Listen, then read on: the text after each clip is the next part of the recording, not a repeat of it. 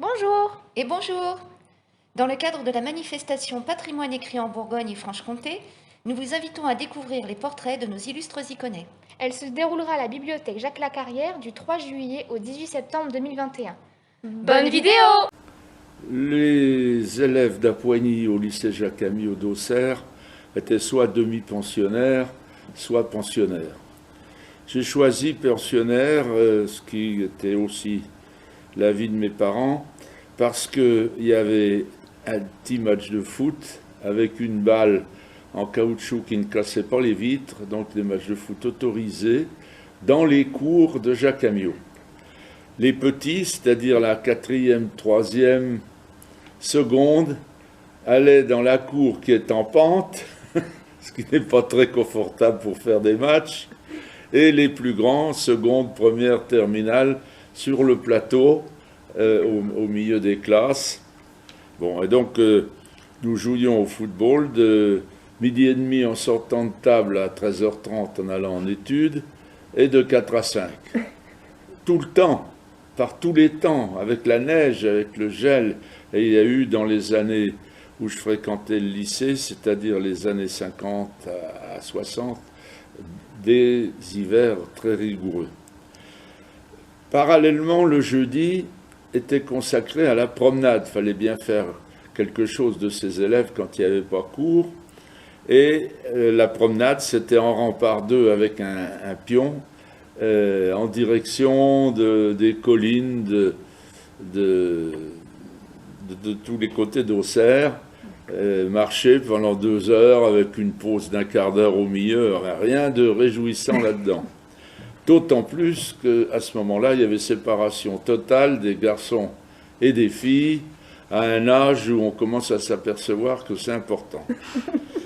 Donc, pour éviter cette promenade, cette sinistre promenade, mais aussi parce que j'avais le foot dans l'âme, je me suis inscrit à l'association sportive du lycée Jacques Amiot, qui jouait en OSU, Office des sports universitaires. Les professeurs d'éducation physique, si je me souviens bien, étaient au nombre de 4, particulièrement sympathiques et compétents et au service des élèves. Mais ils avaient des emplois du temps très garnis parce que dans ce temps-là, il y avait 2 heures d'éducation physique plus un après-midi de plein air. Et donc si vous divisez les classes de 6e à terminale, et avec seulement 4 professeurs, vous voyez qu'ils avaient beaucoup à faire. Et le jeudi après-midi, il y avait ce qu'on appelait l'association sportive, c'est-à-dire que les volontaires, dans un sport qu'ils avaient choisi, avaient une licence, et le lycée Jacques Amiot rencontrait dans des championnats les autres lycées, d'abord de Lyon, et puis si on gagnait, des finales d'académie à Dijon.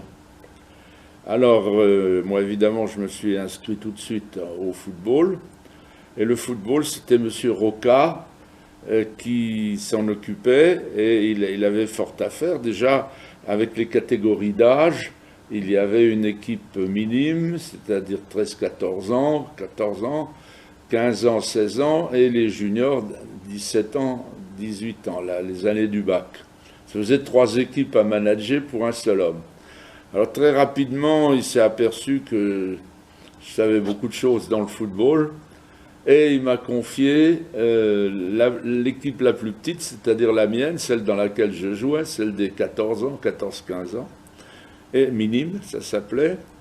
Et je prends un exemple, nous allions jouer contre le lycée de Migène. À ce moment-là, les collèges n'étaient pas détachés des lycées. On commençait au lycée même en primaire et on allait jusqu'au bac à Jacques Amiot et dans beaucoup de lycées. Donc, pour aller à Migène, M. Roca m'appelait la veille, j'allais faire la convocation des joueurs, c'est-à-dire 11 joueurs dont moi, c'est tout.